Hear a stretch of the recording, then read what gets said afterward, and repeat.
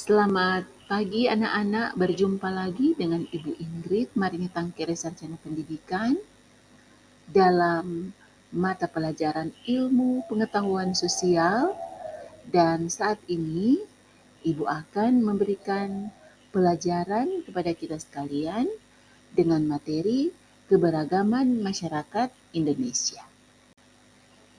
Bagaimana kabar anak-anak semua?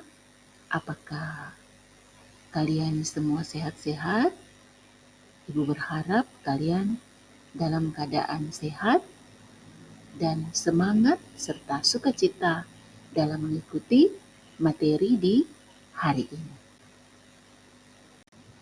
Nah, anak-anak, submateri kita di hari ini adalah keberagaman aktivitas ekonomi. Ibu harap kalian sudah pada siap untuk mendengarkan materi kita di hari ini. Ada dua tujuan pembelajaran yang Ibu harap kalian setelah mempelajari materi ini, kalian mampu yang pertama menguraikan pengaruh keberagaman bentuk muka bumi terhadap keberagaman aktivitas ekonomi masyarakat, dan yang kedua adalah kalian mampu menguraikan keberagaman dalam kehidupan sosial masyarakat. Nah, anak-anak, pengaruh proses geografis terhadap aktivitas ekonomi yang pertama adalah pengaruh iklim dan cuaca bagi kehidupan. Iklim di suatu tempat menentukan kehidupan yang ditemukan di tempat tersebut. Iklim suatu wilayah berdasarkan pola rata-rata variasi cuaca selama waktu tertentu. Kemudian, iklim dan cuaca akan berpengaruh terhadap berbagai bidang ekonomi yang dilakukan oleh penduduk di wilayah Indonesia. Yang berikut adalah pengaruh iklim dan cuaca di bidang pertanian dan perikanan. Sebagian besar penduduk Indonesia menggantungkan hidupnya pada sektor agraris. Iklim, terutama suhu, udara, dan curah hujan, mempengaruhi proses pengolahan lahan dan jenis tanaman yang akan ditanam di suatu daerah atau wilayah. Dalam bidang perikanan, para nelayan akan memanfaatkan pola angin dan musim untuk aktivitas mencari ikan. Dan nelayan memanfaatkan angin darat pada malam hari untuk pergi menangkap ikan di laut dan angin laut pada siang hari untuk kembali pulang. Kemudian, pengaruh iklim dan cuaca di bidang perhubungan. Faktor-faktor cuaca dan iklim dapat mempengaruhi kelancaran transportasi. Pada transportasi darat, temperatur tinggi dapat menyebabkan jalan aspal rusak dan terjadi tekanan pada sambungan jembatan. Hujan lebat yang menyebabkan banjir dapat memutus transportasi antar wilayah. Pada transportasi laut, angin disertai hujan lebat akan mengganggu jalannya pelayaran kapal, dan jika transportasi udara akan mengganggu penerbangan pesawat.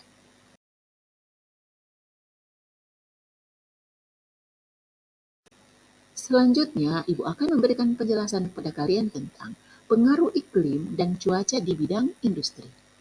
Banyak industri tradisional yang masih bergantung pada kondisi cuaca seperti industri batu bata.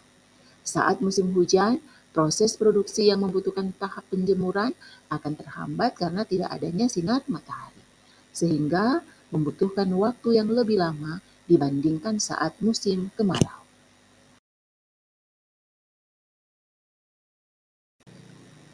Selanjutnya, pengaruh iklim dan cuaca di bidang kesehatan. Unsur-unsur iklim dan cuaca sangat berpengaruh terhadap kesehatan manusia. Misalnya, pada musim kemarau, penyakit infeksi saluran pernafasan akut atau ISPA merebak.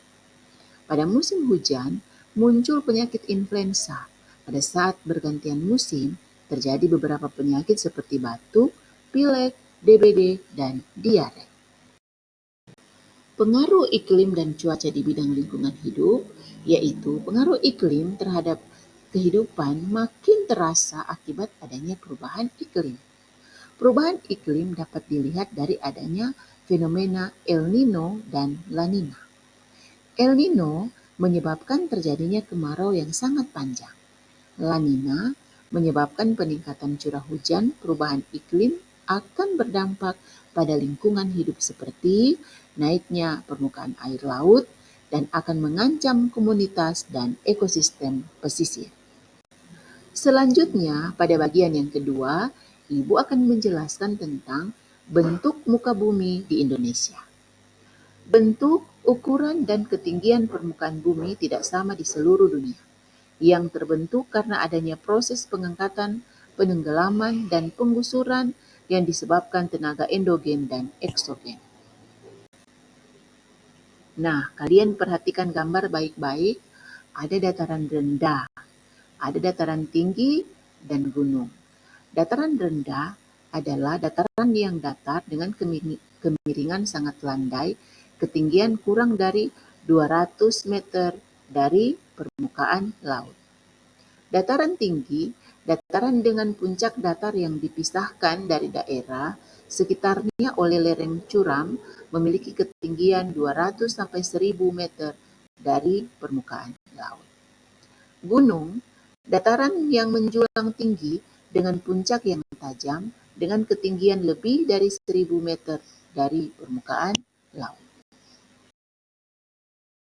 Pegunungan adalah rangkaian dari beberapa gunung yang memanjang sambung menyambung dengan ketinggian berbeda. Sedangkan bukit adalah daratan yang bentuknya mirip gunung tetapi ketinggian di bawah 1000 meter dari permukaan laut dengan puncak tidak terlalu curam. Sedangkan lembah adalah daerah lekukan yang lebih rendah dari sekitarnya, berbentuk memanjang dan dialiri sungai. Sedangkan ngarai adalah lembah yang dalam dan sempit dengan lereng yang curam. Kemudian ada pendek lain, yaitu daratan rendah yang permukaannya miring atau menurun ke arah laut. Sedangkan pantai adalah wilayah perbatasan antara daratan dan perairan laut. Bentuk dasar laut juga beragam seperti di daratan. Relief dasar laut meliputi bentuk-bentuk sebagai berikut. Dangkalan dasar laut yang melandai ke arah laut dengan kedalaman 0 sampai 200 meter atau rata-rata kedalamannya di bawah 200 meter. Kemudian ada lubuk laut dasar. Laut berbentuk bulat seperti mangkuk. Kemudian ada gunung laut. Gunung yang dimulai dari dasar laut dengan puncak menjulang hingga ke permukaan laut. Kemudian ada palung laut di mana lembah yang sangat dalam dan memanjang di dasar laut serta memiliki lereng-lereng yang curam. Kemudian anak-anak ada ambang laut. Ambang laut ini adalah dasar laut yang mencuat kemudian memisahkan perairan yang satu dengan perairan yang lain. Sedangkan punggung laut adalah pegunungan di dasar laut yang punggungnya muncul di atas permukaan air dan berbentuk deretan kepulauan. Alur-alur laut. Relief dasar laut berupa lembah-lembah sungai yang mengalami penenggelaman. Banyak aktivitas ekonomi yang berakar pada batasan yang diterapkan oleh lingkungan fisik bentuk permukaan bumi juga mempengaruhi kegiatan ekonomi. Misalnya, wilayah pegunungan dan dataran tinggi melakukan kegiatan ekonomi, pertanian, dan pariwisata. Di wilayah dataran rendah, kegiatan ekonomi lebih beragam seperti pertanian, peternakan, perikanan, perindustrian, pariwisata, dan bidang jasa. Kegiatan ekonomi daerah pantai adalah perikanan laut dan tambak serta pariwisata. Nah, anak-anak, demikianlah materi kita di hari ini. Semoga bermanfaat bagi kalian semua dan dapat kalian pelajari, memberikan ilmu yang luar biasa bagi kalian dan dapat kalian praktekkan dalam kehidupan setiap hari. Terima kasih dan sampai bertemu di materi selanjutnya.